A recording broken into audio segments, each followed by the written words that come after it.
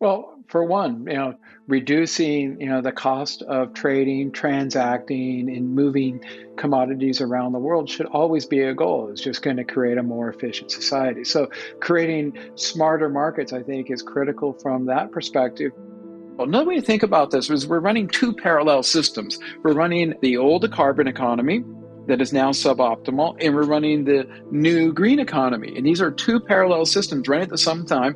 Both are suboptimal right now, which is why we have all of the chaos in gas and coal and power prices around the world. And when we think about that, we need to kick up the investment in both of them at the same time. We can't just invest in the green one by itself. You got to do both. And I think finding that equilibrium between the two is going to be critical. And right now, it's very lopsided investment, which is very dangerous. Copper is king to the story. We like to say copper is the new oil. Copper is the most strategically important commodity because there's no way you're going to decarbonize and electrify the world without copper, because it's the one that conducts electricity and it's the one that's going to be used in all these different applications.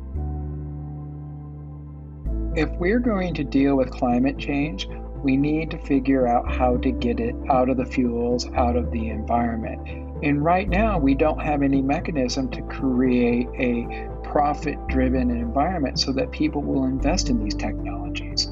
And without that investment, we cannot get the innovation required to solve this problem. Now, I like to go back to the war on acid rain, a very successful environmental policy. And at the center of that policy was a sulfur price.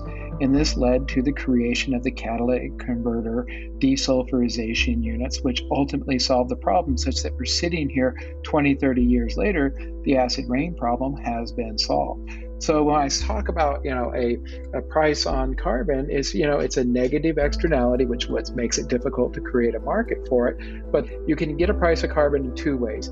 Either you put a cap on the amount of carbon emissions, which then creates a price for it, or you put a tax or another way, fixing the price and let the market determine how much carbon is removed from the environment. So there's two ways to do this. It's just which one do you fix? Do you fix the quantity or you fix the price? But both of them achieve the same goal. First and foremost is we need a carbon price. And to get a carbon price, you need to have rules put in place that allow people to engage in trying to solve climate change. Because if we had a carbon price, we don't need to, it becomes much easier to create a green aluminum contract or a brown aluminum contract. So that is by far the most important. The problem, though, it's not something that the industry can do.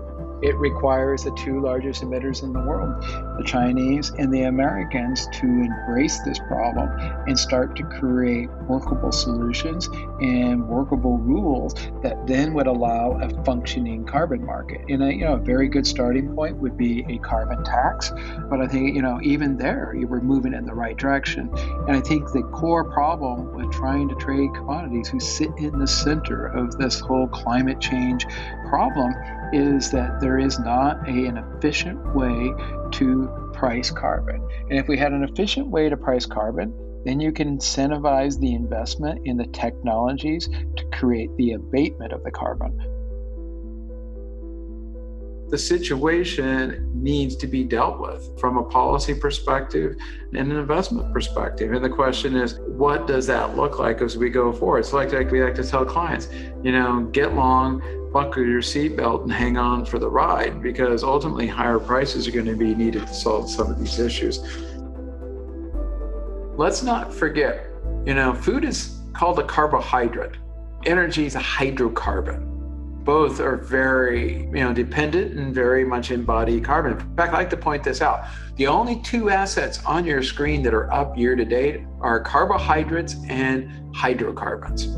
And when we think about carbohydrates, let's not forget that, 50% of the 8 billion people alive today would not be alive if it weren't for nitrogen. Nitrogen comes from ammonia, and ammonia is a hydrocarbon. And I like to point out we're made of carbon, and carbon's a relatively scarce source. The key here is using carbon efficiently.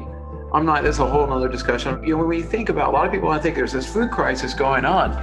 It's not radically different than what's happening in energy, and they all boil down to the same underinvestment drivers. What can policymakers do that could be helpful? Number one is just create an environment that's conducive to investment. That, however, in the current context is a really tall order to ask, because you got to tell the constituencies, we're going to go out and subsidize oil companies. By the way, in the 70s you did. Maybe it's getting bad enough in Europe where, that those kind of thoughts, aren't completely inconceivable at this point. But I think the key point here is that policy needs to be focused on solving this problem, and solving this problem is creating some type of incentives to get production up. And by the way, all of these things are all rolled into one.